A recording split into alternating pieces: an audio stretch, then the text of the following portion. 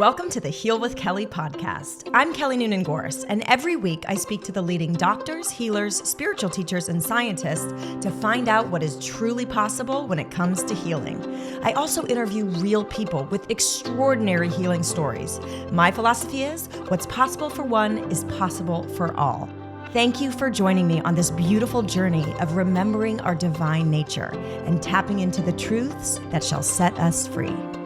Hey everyone, and welcome to the Heal with Kelly podcast. I'm Kelly Gorse, your host, and I am super excited, as I always am, but especially now, to have Jillian Turecki on the podcast today.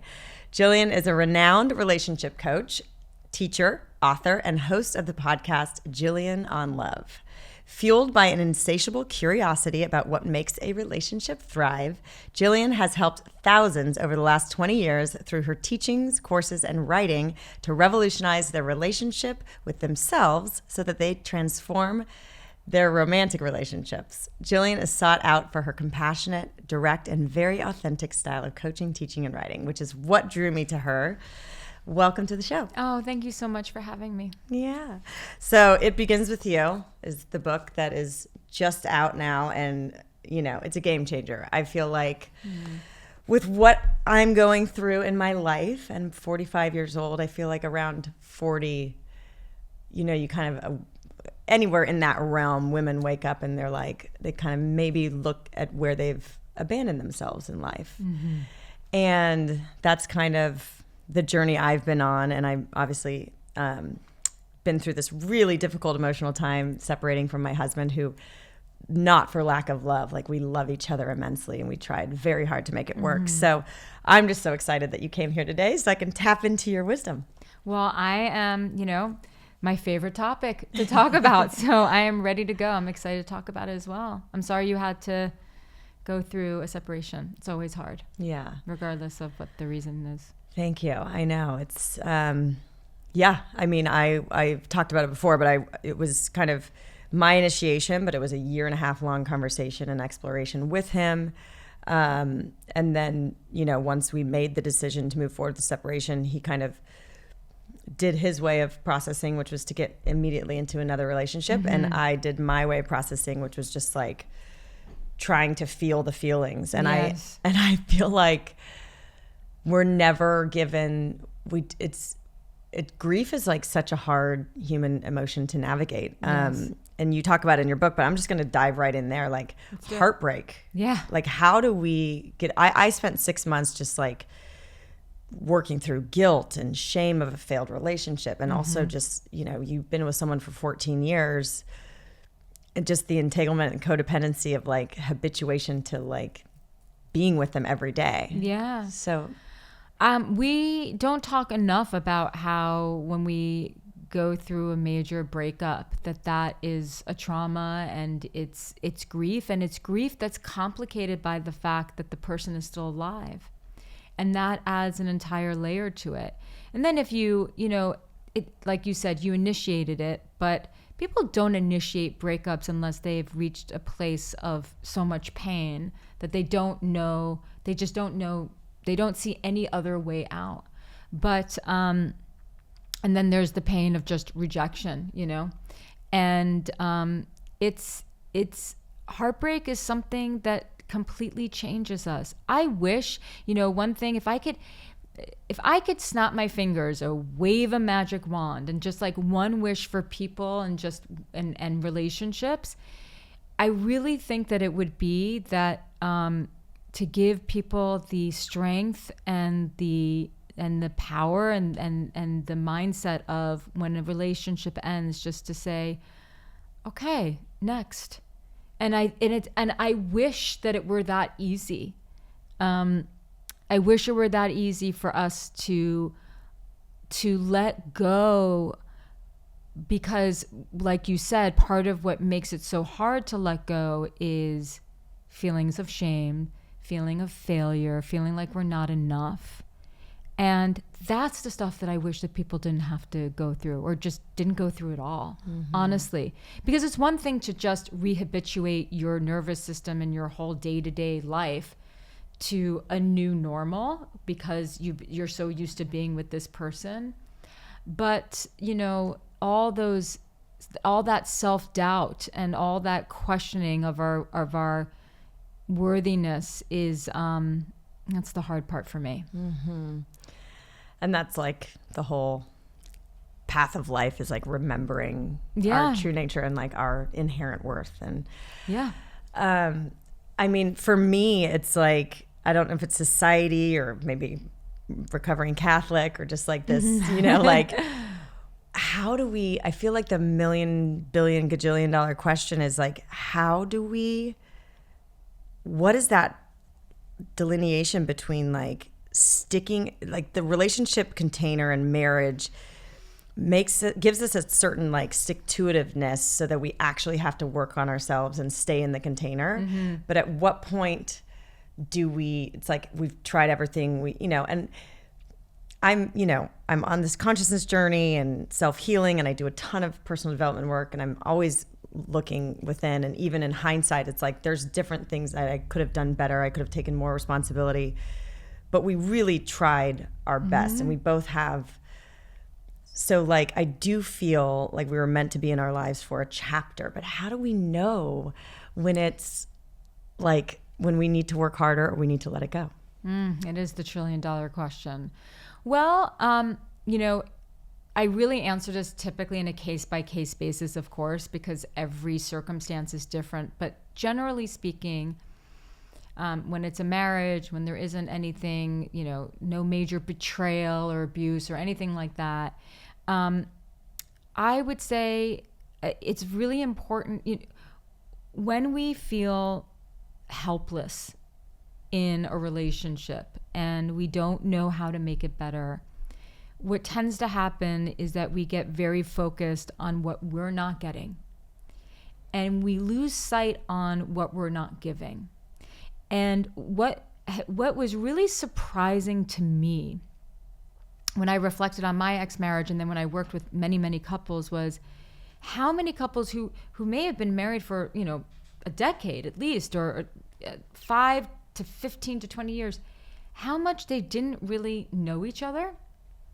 And by that, what I mean is, they knew each other's daily habits and sort of like their quirks, but they didn't really know what each other needed from the other, like really needed. And needs are a very important part of a relationship. We have to be able to meet needs and to be able to get our needs met. And knowing it's not just like, oh, everyone needs love. Well, what does that person need to get love? So I always say, before you end it, have that conversation and give each other a challenge to meet each other's needs at the highest level. For some people, say, it's time to bring some fun back into the relationship. It depends what's actually missing. But, at the end of the day, I've had people say to me, even if they made these core changes that I've been wanting them to make all this time, I still don't want to be in this. And that's your answer. That you don't get there's no award for just staying in a relationship miserable. Yeah. And we all do the best that we can with the tools we have. And sometimes it is only supposed to be a chapter. And we have to be able to let that go and, and learn the lessons. And yeah. I think it's just really important that people at least try and not just give up at the first sign of strife. Mm-hmm. But, I can tell just speaking to you that the final layer of letting go for you is letting go of, did I fail this, mm-hmm. Or did I not do enough? Mm-hmm. And I think you just need to release that and mm-hmm. give yourself the permission to move on. Yeah, and I think I feel guilty because between 31 and 45, especially someone like really curious and into personal development and like aware and looking at myself and in the world of healing. Yeah. I think a woman changes a lot in that time, and you become a mom and just you change. And then a man comes from a traditional background, Middle Eastern culture, like between 57 and 70, like they're not changing that much. You know what I mean? Right. So there was an age gap. There was a big age gap, different perhaps. So I feel guilty changing when he didn't want me to change. But I am a different person than when I went to the relationship. And I have to let that go because that's just part of life. Like change is inevitable. It's one of the conundrums of life. Sometimes you grow together and sometimes you don't. One person stays the same, the other person changes, and you don't know how to navigate that. I mean, this is it's part of life. So you talk about the 9 truths, hard truths about love that will change your life. I like the good girl and the cool girl. I feel like I've been a combo of them my whole life. Yeah. And some of my friends who are still single are still playing that realm, and I noticed I did both in my relationship, and that's something I have to take responsibility for too. It's just kind of over giving and being the good girl or not upsetting anything or acting like your needs don't matter, being the cool girl. Yeah. And then my girlfriends who are single are like, why? Like, how did this kind of high maintenance bitchy girl get this great guy? And I'm super cool and I'm not landing anybody. So do you know what I mean? Yeah. So I guess talk a little bit about why playing the cool girl or the good girl is ultimately not going to work.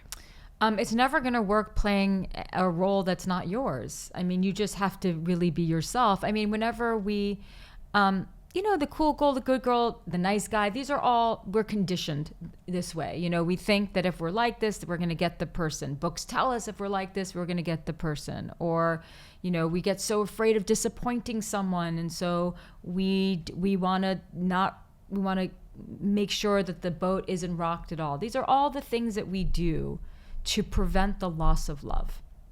Because ultimately, that is our number one goal. We get love and we don't want to lose it. And so we all come up with adaptive strategies to make sure that we get love and that we're not going to lose it.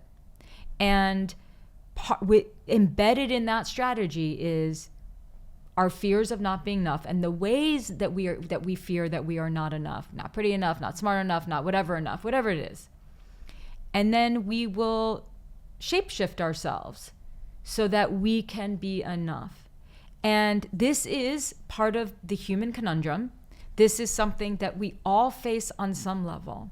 And so it takes a tremendous amount of courage and self-conviction to be in a relationship and be yourself and not try to be something because you think that's what's actually going to get you the love or that is going to prevent the end of the relationship. And so I think there's something revolutionary about that because I believe that everyone on some level can relate to whether it's a job situation, a friendship situation, or a romantic relationship. Being someone who we think we should be versus who we actually are. And there's no shame in it. You just, one of the purposes of this book was to explain to people that the reason why you're doing that is because you do not want to lose love, because it is literally our oxygen. And it actually doesn't work in the long run because then you're not speaking the truth. You're not telling the truth. Women in particular have to be an advocate for themselves in a relationship because we're so conditioned to not be. And true emotional intimacy comes from being real with each other. And one of the hardest things to do is to say something and to speak some sort of truth that may rock the boat of your relationship. And yet, if not saying it is just going to feel like it's just going to make you miserable. I was going to say it feels like a self-betrayal, but what is that really? It's just, okay, I'm going to completely suffer inside this relationship. So these are the conundrums that we're working with. But shedding like the good girl, like your friend said, like how did this high maintenance person, there's that thinking is incomplete. Number one, who knows what's going on in that relationship, right? And who knows how this person is in the relationship? Maybe she's a high maintenance bitch or whatever. She got someone who's a pleaser and it works. Like different combinations of people work, you know? And there's not just one way to live life. But she's not in that relationship. But then what we get programmed to think is, well, you know, because I'm not that way, I'm not going to get the person. Or like the guy thinks, you know, because I'm not like a jerk, I'm not going to get. And it's all tortured logic that's not really based in real truth. Yeah, and I love, it's so funny that you said that, because I remember like before I met my now ex, I read the book Why Men Love Bitches. And like what was the real premise of that? Because I mean, I don't even remember. I just remember like I think the premise was like men love the hunt and the chase. And like, right. So if you're so available and I'm just like, I'm like an open book and very like, I'm a big lover, you know? Yeah. So I was just like, okay, well maybe I need to be a bitch. And so, but it's not all men. It's certain men. Yeah. That's where it falls short. Yeah. And it was just a disaster when I tried to be a bitch. I was like trying to play the game, and the guy was like, "You're a psychopath." Yeah, like, oh yeah, because I'm not being myself. Exactly. So weird. And because that's not someone. Maybe that wasn't someone who wanted a bitch. Yeah, I know. So funny.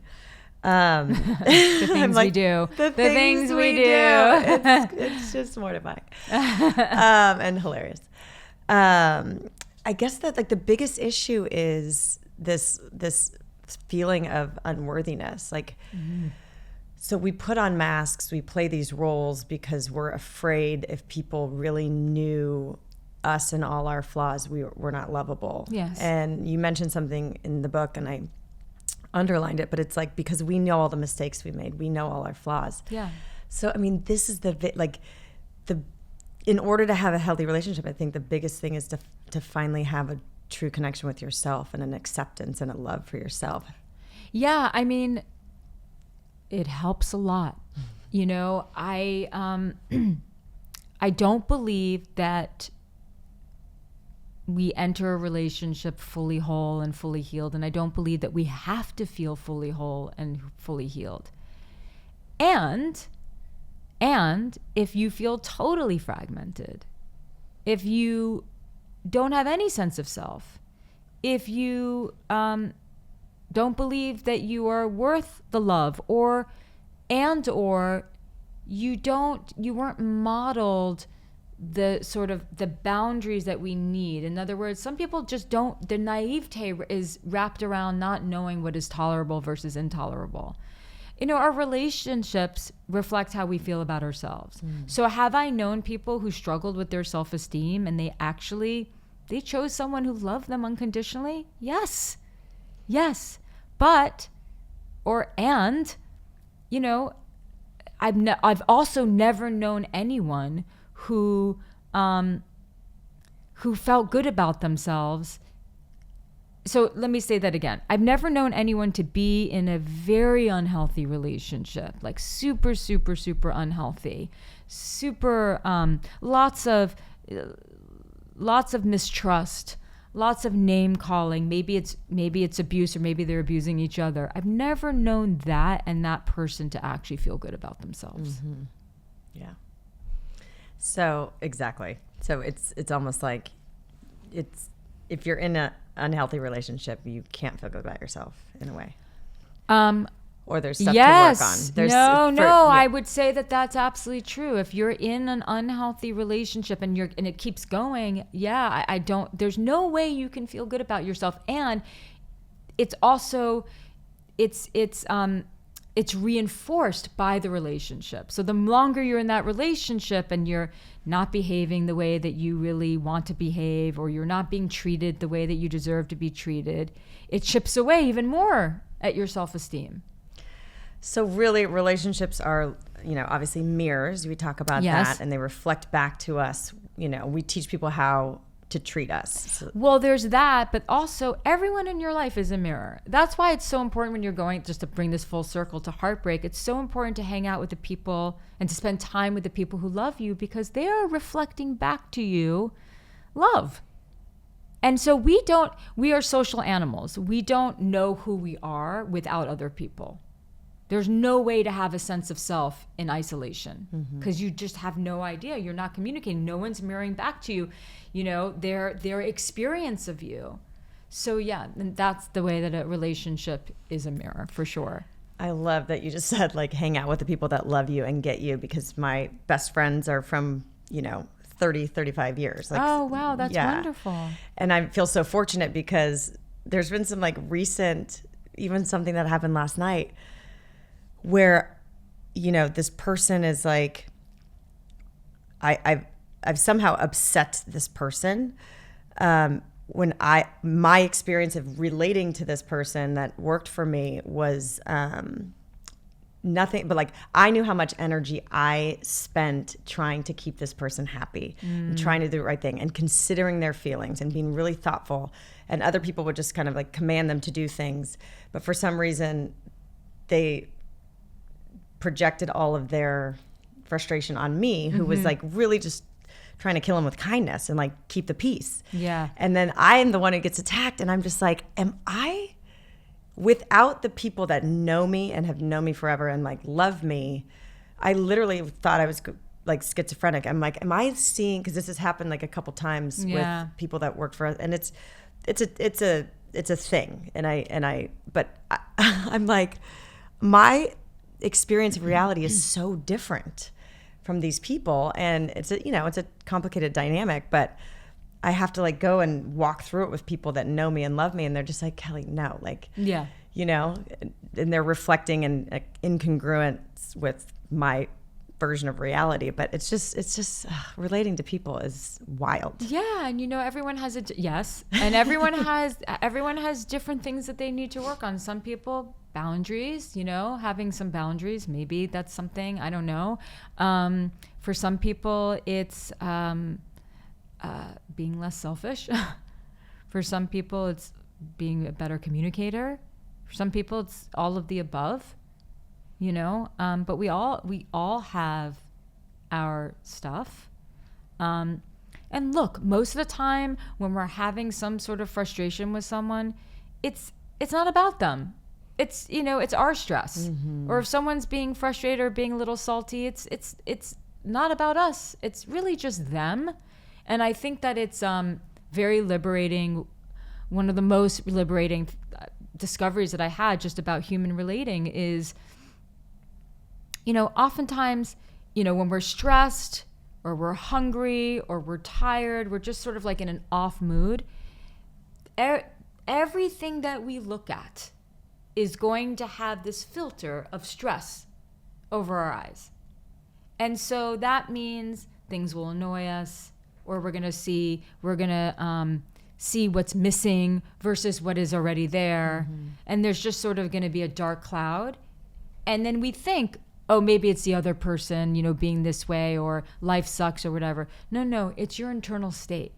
And so when you can understand that about yourself, then you can actually understand that about other people. They're going through, they're acting weird. That's actually, they're hungry. They're tired. They're having a bad day. And then it helps you to not personalize it. Yeah. But when it comes to human relating and the problems that you are having, to bring this back to needs, when you know what a person values most. So some people who might be rather difficult will really value feeling significant. Their egos are really big. They feel unimportant. And so you can just elevate them. Or there are some people who just their greatest need is just love and connection. So you can give that to them. We become masterful at human relating when we understand needs, which I put in the book, and then when you're dealing with someone, you think, oh, I wonder what need is at the top of their hierarchy.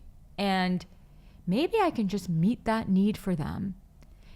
And not as a self-betrayal, but as a if I meet that need, then maybe things are just going to get a lot smoother. Because remember, on an unconscious level, until it becomes conscious, all we are trying to do is get our needs met all the time. Yeah.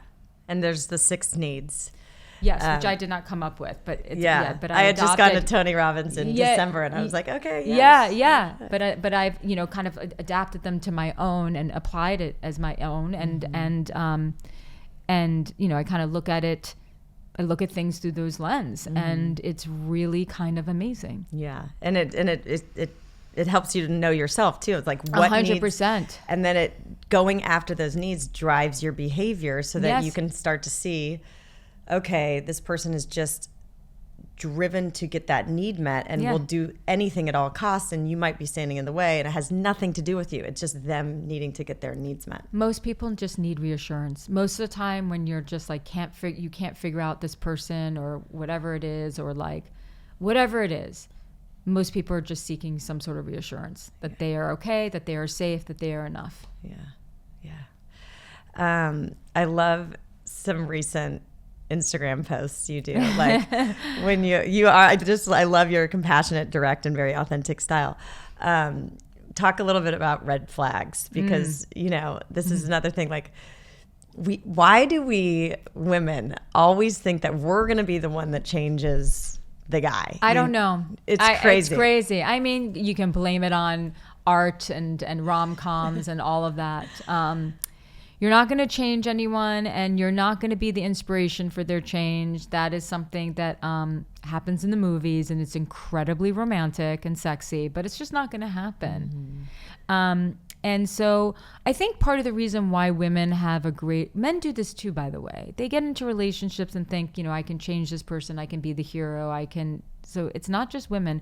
But I do think that why we see it maybe more frequently in women is because we value connection and love so much. We value relationships so highly, almost to the point where it doesn't serve us, because we'll do anything for a relationship to sustain itself, even if it's very much the wrong relationship.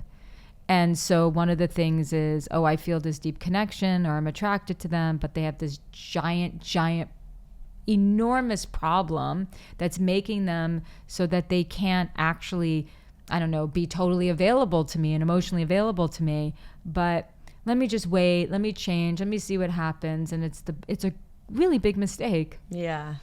And like throw out some of the most common red flags that we ignore, like the not returning the text, or like, okay, should we talk about early dating? Because yes, I feel like, yes. So early dating is, first of all, if you just met someone and they don't text you back right away, I mean, I don't know, like, we're busy, right? And maybe the person is busy, but I do think, if someone is really into you, they're gonna text you. I mean, maybe it'll take a couple of hours, because people do have jobs. Yeah. I'm not texting anyone back right now. I'm not pulling out my phone like I'm doing this, right?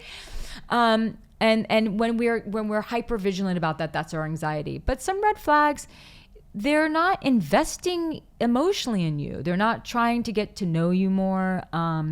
It feels like they're just trying to get you into bed, or they're showering you with so many compliments, but they're not actually, when you actually start to share a part of yourself, like you share a story, they're distracted. That to me is a huge red flag. They chronically just don't text you back. They leave you on red. They're not if there's no progression. You're seeing each other for several weeks. There's no talking about plans or the future. There's no initiating of plans. These are pretty significant red flags. And then, of course, there are the heavier red flags, which are you're seeing them not being able to control their anger, especially if it's a man. That's pretty intense. They don't know how to control their anger, so they have a lot of rage, and you maybe see their rage directed towards others, but eventually it'll be directed towards you. Any addiction that has not been dealt with, in terms of they're not sober, basically. So they're in the throes of their addiction. That's a huge red flag. And because they can't be in a relationship until they get sober. And so, these are the ones that people, and then there's ones that are very, very sad, and you're being forced, you're being manipulated, I should say, into exploring things in the bedroom that feel very much against who you are and what you want to do, and you kind of express discomfort, but they keep kind of pushing at it. That person you should never see again, ever. Yeah. Block anything them. that makes you feel unsafe. Anything that makes you feel unsafe, especially physically. Yeah. So on the flip side of that. Yeah. Green flags. Great. Yeah. Green flags. And then intimacy. I guess let's go green flags, and then I'm going to ask about green flags. You have a really good time with them. You feel good about yourself when you're with them. You feel a connection. They're kind. And they just are very kind and thoughtful, and you kind of see them like that with their family, with their friends, that's just sort of who they are. You feel safe and comfortable in their presence. Like, you feel comfortable, you feel relaxed, and you can express an opinion, and it's safe to express an opinion. These are huge green flags. But what, sometimes, the nice guy syndrome, it's and you give a couple examples in the book where nice is not kind. Yeah. Or it's okay, he's so kind, and he's so into me, and he's so present, all these things that we say we want, and then we're in it, and we're there's not enough edge, there's not enough excitement, there's not enough chemistry. I know. I want to slap myself. I know. Well, there's a couple of things here. One thing could be that woman is not actually ready to be treated well, and is overvaluing things that she thinks gives a man edge, when really it's not giving him edge. It's really the things that she's attracted to are the things that are making him highly dysfunctional. Mm-hmm. Or it's, if we're thinking in heteronormative terms, or it's the man who is, it's not that he's a good person. He's nice because he's too afraid to disappoint you. And then when you're in a relationship with him and you really tick him off, that's when all his rage comes up. Mm. So women aren't really attracted to, we want to know that someone has a sense of self and has boundaries. And I think that if we can reframe edge to someone who isn't going to let us, to bring back the word bitch, that someone's not going to let us mistreat them. Mm-hmm. So I think the turnoff would be, oh, he's so nice, he's so nice. I feel like I could be mean to him and he would allow it. Mm-hmm. And that doesn't actually make us feel safe. Mm-hmm. Because some boundaries make us feel safe, which is, you know what? I choose you, but you're not just, I don't choose you because I'm desperate, which means that I could actually walk away from you a lot easier once I become a little less desperate. I choose you because I really want you. Mm-hmm. And I could have someone else, but no, I want you. And that feels really good. Yeah. Generosity is a huge green flag. Yes. Huge. Generosity of spirit. Someone who's kind and generous speaks to someone being a good person fundamentally. The nice guy syndrome that I talk about is the pleaser. You're doing that because you want to be good enough. It's not genuine. Right. Yeah.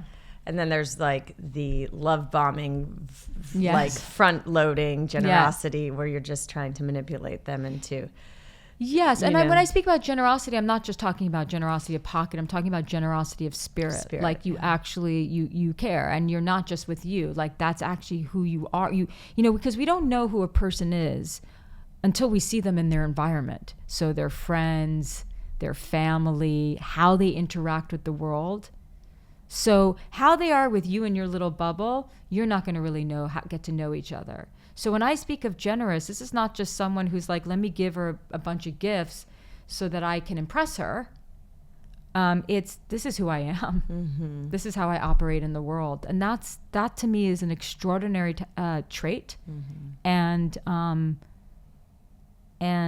yeah, I mean, you got to run towards that in someone for sure. That was what I fell in love with my ex, and I think he's got it. He's very successful. He's very creative. He's very smart. He's so generous of spirit, just a genuinely heart loving human. But part of me, like deep down, and I probably have this too, that's why we were attracted to each other. Because he just wanted to give, and I probably had some like form of unlovability and unworthiness. And I think ultimately, just because of his past trauma and his history, like there is something. It's given him a lot of drive to be successful. He's got this amazing, immigrant story, self-made immigrant story. But there's trauma there that does, I think, deep down make him not truly believe or receive the love that I was trying to give him. And so, and then, as I'm projecting that onto him, I'm like, I probably had that too. Cause all he wanted to do was just take care of me and make me happy, Yeah. So there is something to be said. But that's a good thing.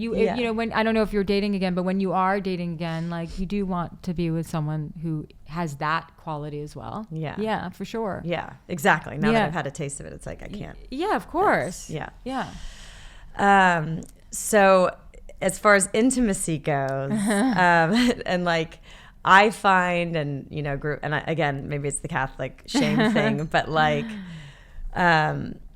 how do you communicate? It's just so uncomfortable for me to like communicate my needs or my fears or so many women around sex. Yeah, so many women.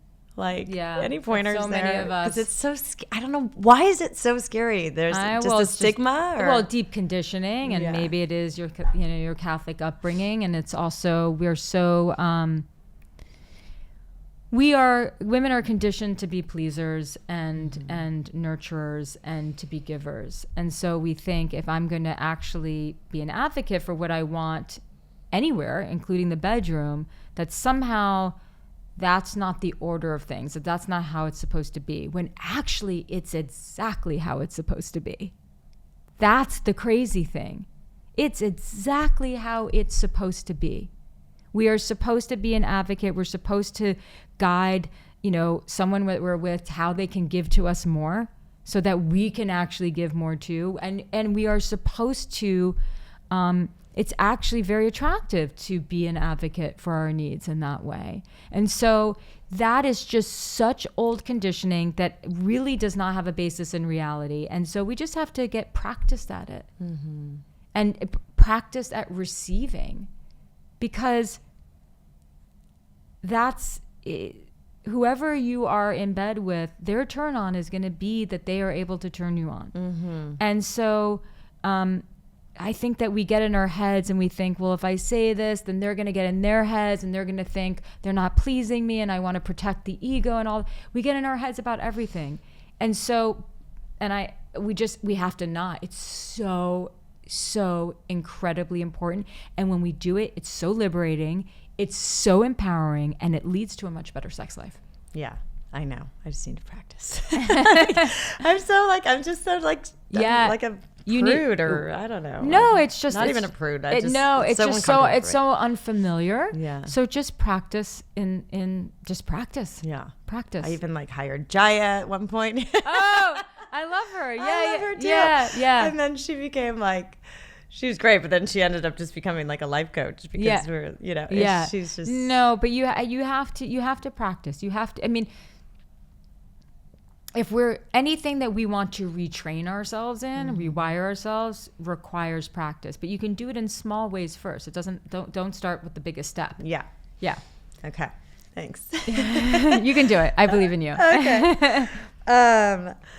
I was listening to the book on this week, and situationship stuck out. So I know a lot of people in my life, and again, it's just because whether abandonment issues or lack of self-worth, it's very terrifying to put yourself out there and really make yourself available for full, deep love, and then the potential to lose that love. Yeah. So, people tend to maybe go for unavailable guys. So they don't take that. They've loved deeply at some point in their life and lost it, and they can't bear that pain again. So can you describe a little bit about, or explain situationship and unavailability? And safety? A situationship is basically a non-relationship relationship where two people are not communicating, and typically one person wants more commitment while the other person doesn't, but they're too afraid to ask for it. Or like you said, it's two people who are afraid of closeness. I mean, this is the great paradox of romantic love. We all crave closeness. Everyone craves closeness. Everyone craves emotional intimacy and romantic emotional intimacy. But many of us are afraid of it. So we're craving it, but our walls are up. And then we wonder, why does no one ever love me? Or why do I never have a healthy relationship? And then we create all these stories in our heads about it, when really it's because you're so afraid, which is understandable. I mean, some people have been really betrayed in the past. But typically what I see is that people stay in situationships because they don't believe that they deserve more. They're too afraid to speak up. They're too afraid to lose the person. And it's very painful. So I've been on a mission to make sure that people are not in that, unless it's truly consensual. Like both people, they're just like, it's casual and they're okay with it. But to circle back and to tie in red flags, if you are with, like, I know people who've been with someone for 6 months to a year, like consistent time together, and the person says, I don't want to put a label on what this is.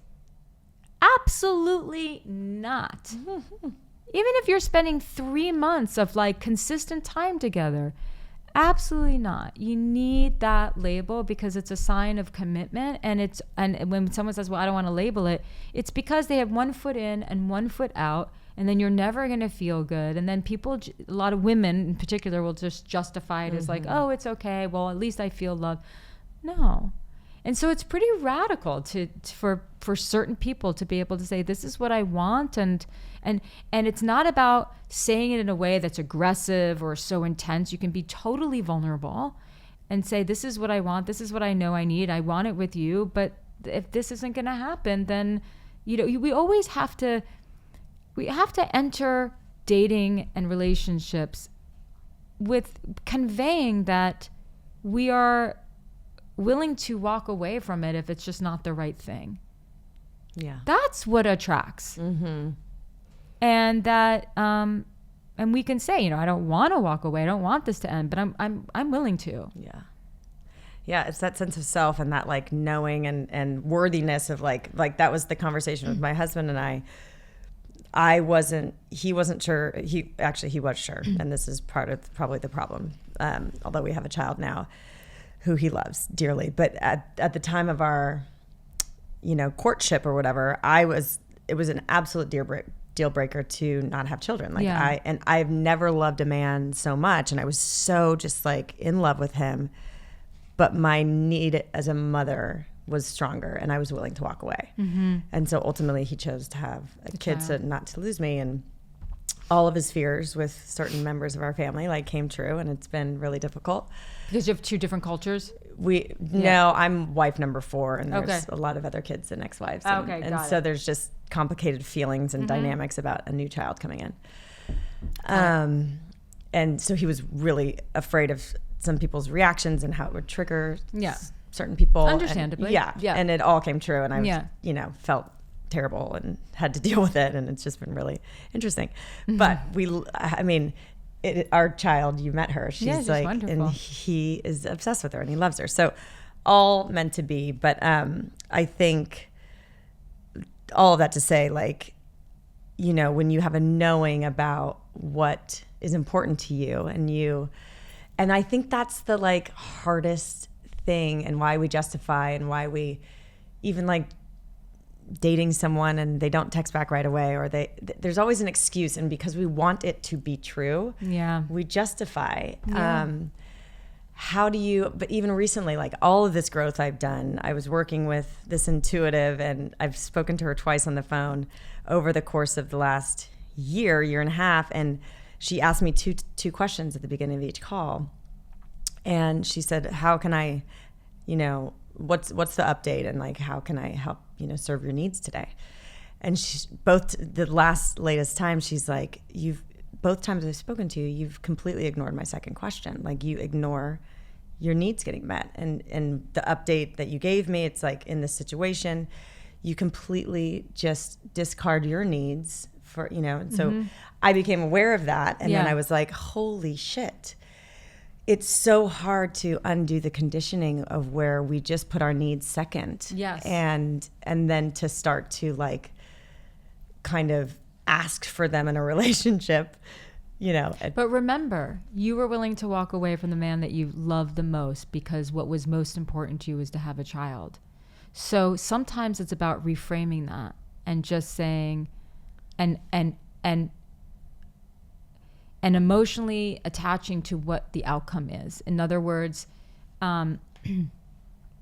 there is a part of you that can actually absolutely advocate for your needs. You did it before. Yeah. So now you just have to frame it as, this is just as important. Because if I don't, then I'm not actually going to have the relationship that I want. Mm-hmm. And so sometimes what helps us get over a fear, whether it's a fear of speaking about our needs, whatever it is, we have to see that what's on the other side is something that we really want and will not stop until we get that. We all have that within us. You did it, like I said, when it came to having a child.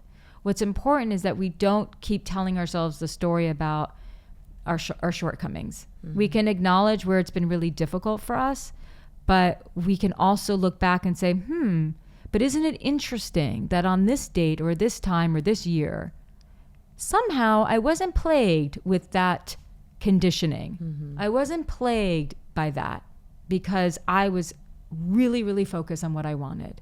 So everyone's capable. Yeah.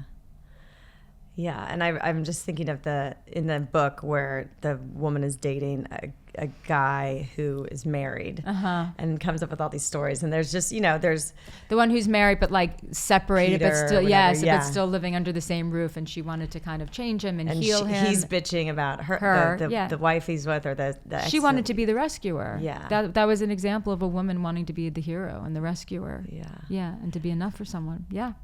But we convince ourselves that we don't need them to choose us or be with us. Yes. So we like put ourselves into this thing, but we're really miserable and we're really like quiet about what we truly need. So how do we even like become, if we're so used to that pattern, how do we wake up to what our needs even are? Or admit to ourselves the truth? I think, it's a process of just saying, okay, this is how we build our self-awareness muscles. Like, okay, what's not working? What is it, what's a pattern that I see consistently happening? And you might need to work with someone to help you kind of navigate this. But questions you can ask yourself is, what hasn't been working in my relationships? And how might I be, what is it that I believe about love or myself that might be contributing to what's not working? So start with, instead of like, what is it about me? What is it about something that I believe? And that's a really interesting question, because it could be, well, I believe that, love means abandonment, or love means pain, or I believe that like everyone leaves. Oh, does that explain why I've been doing that, or why I've been choosing this person? So that's a good starting point. Mm-hmm. I love that. It's asking yourself, taking the attention off of them, and always putting the attention back on yourself to reflect on why it is that it is. Mm-hmm. Yeah. Couple questions from the audience, yes. AKA friends and friends of friends. We'll stop here, but like for the women who maybe have never been married or have been single for a very long time. And maybe there's pressure of time and like needing kids, and there's just a certain like energy behind it, and a frustration, and they've gone through the apps and they're at the bottom of the dating pool and they've just been continually disappointed, and they can't seem to find a good man in their region or beyond. Like, what are some self-reflective questions that may shift their magnetics or perspective or? I mean, so there's things that there might be certain stories that they have, thoughts that they have that they need to change, but they might also need different strategies. They might need to, depending on the woman, she might need to focus less on getting love and focus more on finding meaning and purpose in life and developing that in her life, so that in her pursuit of a relationship, she is making sure that she is not suffering, right? Because it's one thing to want a relationship. It's another thing to suffer until you find someone to build a relationship with. Mm-hmm. And I think that generally speaking, women, it really would behoove women to really focus on the things that give their lives meaning and purpose, and not just in being in a relationship. And there's some women who I say you need to get a lot more, like I said, when I referred to you and wanting a child, when we want something, when any person wants something, we kind of go out and get it. Mm-hmm. So I would really want to know a little bit about what they're doing. Are they thinking outside the box? Are they being resourceful? Are they going after for what they want? And are they just limiting to themselves to, the apps or something like that? And then in terms of like thought process, it's always important to ask yourself what you believe about men, if you date men, what you believe about women. Because a really common internal conflict is, let's say you're someone who dates men, and you want to find a relationship, you want to meet a man, right? But there's also a part of you that hates them and doesn't trust them and think they all suck.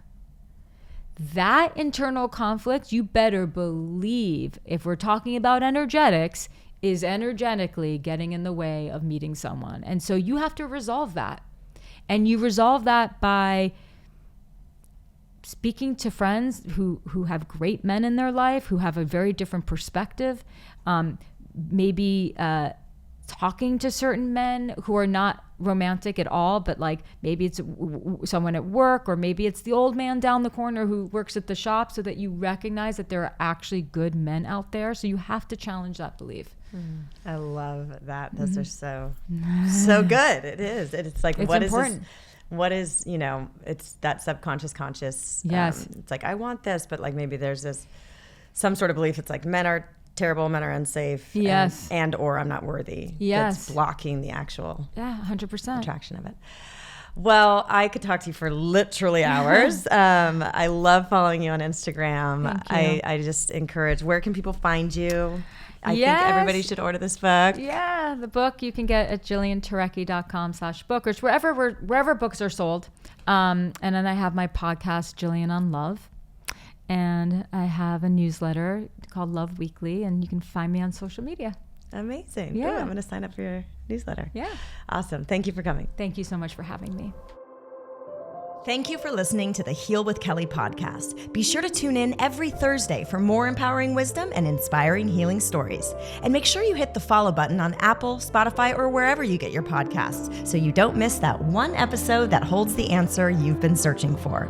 Oh, and if you found this episode inspiring, please rate, review, and share Heal with Kelly so that we can grow our audience and reach more people. We truly appreciate it. Lots of love.